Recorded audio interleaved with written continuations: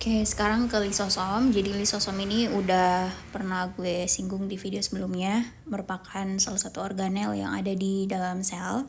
Nah, lisosom itu perannya berfungsi sebagai daur ulang atau hidrolisis atau mencerna atau memakan.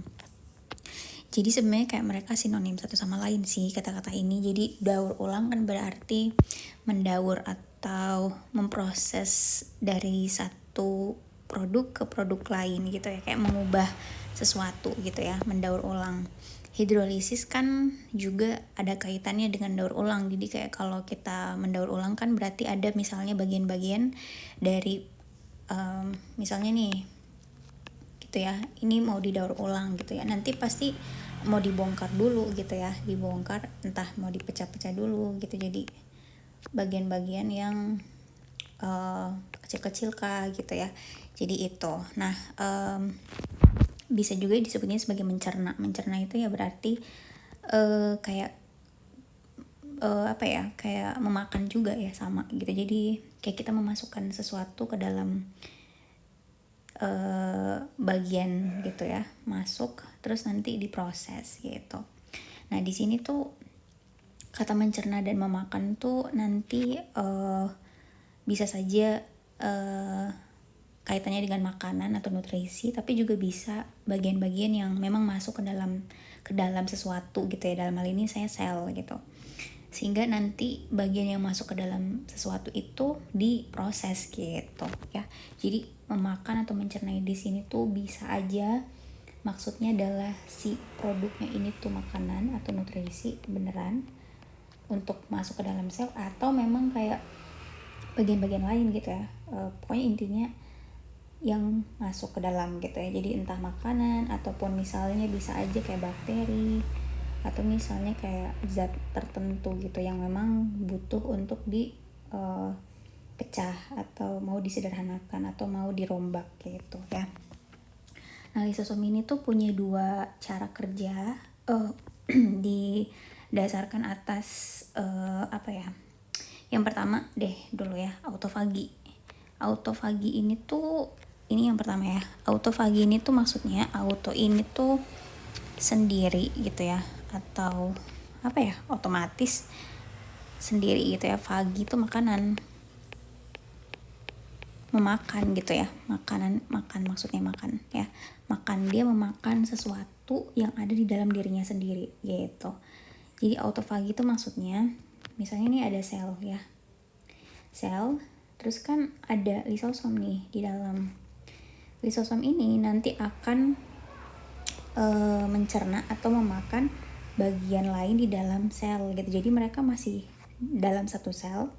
Si lisosom ini nanti akan intinya melakukan sesuatu untuk si misalnya organel yang rusak kah, atau organel yang udah tua kah gitu, yang perlu diubah gitu ya. Jadi intinya kalau autofagi itu yang dilakukan atau yang dikerjakan itu yang masih ada di dalam tubuh gitu, atau masih ada di dalam sel itu sendiri ya. Jadi mereka itu di dalam gitu ya, sumber yang mau dirombaknya.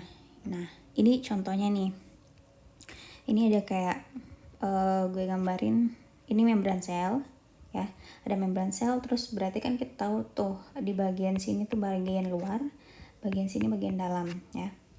Terus kita udah punya lisosom di sebelah kiri ini, dia punya enzim lisozim untuk memecah sesuatu yang mau dipecah ya. Terus di dalam sel ini tuh seolah-olah ceritanya yang rusak ataupun yang mau dirombak, mau yang diubah itu adalah mitokondria. Misalnya karena dia rusak ataupun dia sudah tua gitu ya, jadi perlu misalnya mitokondria baru gitu ya. Jadi mitokondria yang udah ada itu mau diubah nih. Nah, jadi mitokondria yang rusak ini akan diselubungi oleh kayak vesikel ya, vesikel. Terus nanti antara lisosom dan vesikel yang berisi mitokondria yang rusak ini akan fusi.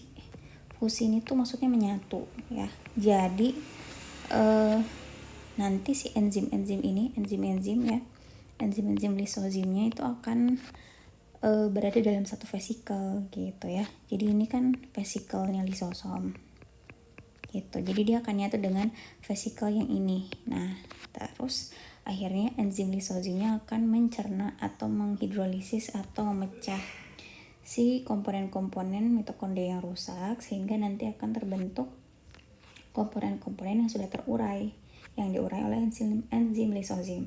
Nah, komponen-komponen yang sudah terurai ini nanti bisa dipakai sebagai bahan untuk pembuatan mitokondria yang baru gitu, ataupun misalnya untuk dipakai buat sel itu sendiri, entah apa ya. Jadi kayak gitu. Oh iya, gue lupa. Hidrolisis ini tuh kaitannya ada dua suku kata ya. Hidro itu air, lisis itu pemecahan. Jadi pemecahan dengan menggunakan air ya. Itu lebih detailnya nanti pasti ada kaitannya dengan hidrolisis gitu ya prosesnya. Cuman untuk sekarang intinya tahu dulu gitu prosesnya itu seperti apa, fungsi dari lisosom itu apa ya. Jadi ini untuk autofagi. Ingat kalau autofagi itu berarti lisosomnya mencerna atau memakan atau merombak atau mendaur ulang atau menghidrolisis bagian yang ada di dalam sel itu. Jadi mereka masih dalam satu anggota sel itu. Nah, nanti komponen yang sudah terurainya nanti mau dipakai entah mau dipakai apa gitu, apakah mau dibuat lagi yang baru atau mau dipakai untuk bahan yang lain, pembuatan yang lain. Nah, itu autofagi. Sekarang yang kedua itu fagositosis. Nah, ini tuh juga nggak nggak susah sih untuk kita mendefinisikannya. Jadi fagositosis tadi kan kita ada istilah fag gitu ya, fago gitu ya. Fago ini tuh sama kayak autofagi gitu. Fago itu artinya berarti memakan, mencerna, mendaur ulang, menghidrolisis. Sitosis ini berarti proses gitu, proses memakan gitu ya. Nah, apa sih yang membedakan fagositosis dengan autofagi? Jadi fagositosis ini tuh proses memakan bagian yang di luar dari dirinya gitu, bagian dari luar sel gitu. Jadi produknya atau sumber atau bahan yang mau dicerna, mau didaur ulang, mau diproses itu tuh dari luar sel gitu ya. Nah, ini contohnya nih, misalnya gue gambarin ada membran sel, terus ini bagian luar sel, ini bagian dalam sel gitu kan.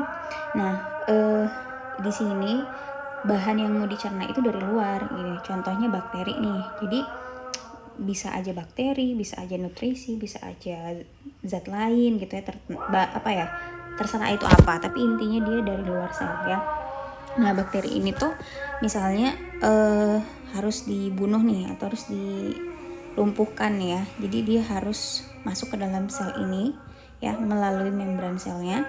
Terus ketika dia masuk, dia nggak masuk kayak gini ya, karena dia kan nggak bisa kan kegedean gitu. Jadi yang akan dilakukan adalah nanti si membran selnya itu akan membuat kayak vesikel gitu dari membran selnya gitu ya. Jadi ya ada hubungannya juga sih dengan endositosis, eksositosis gitu ya. Jadi kayak gitu ya. Jadi caranya dia masuk tuh dia akan dibentuk vesikel gitu ya dari membran selnya. Nah, nanti akan terselubungnya oleh vesikel yang dari membran sel tadi gitu ya. Jadi vesikel ini nanti akan mengandung bakteri gitu ya. Nah, di sini bisa disebut sebagai vesikel makanan karena seolah-olah ya yang mau dimakan itu bakteri ya. Atau biasanya disebut juga sebagai endosom. Endosom ini tuh biasanya istilahnya untuk vesikel di dalam gitu ya. Vesikel yang mau isinya itu adalah makanan ya. Endo itu kan dalam, som itu biasa badan gitu ya, atau ya pembungkus gitu ya, atau di sini tuh kayak gelembung gitu ya, vesikel.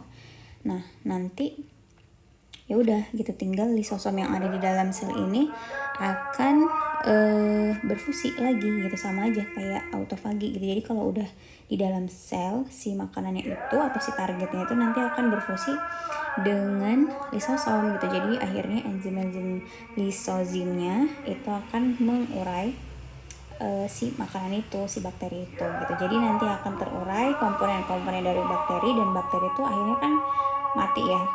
Dia kayak terurai, terpecah, sehingga nanti bagian-bagiannya itu bisa tidak membahayakan tubuh gitu ya, atau tidak membahayakan sel itu gitu. Jadi entah komponen yang terurainya tadi dari bakteri mau dipakai lagi jadi bahan untuk sel itu, atau seperti apa itu terserah gitu ya. Tapi intinya adalah begitu prosesnya ya gitu. Nah, contoh untuk autofagi ini itu misalnya sel hati. Jadi sel hati ini tuh kan hati itu sendiri kan organ untuk perombakan bagian-bagian yang sudah mati atau yang rusak ya.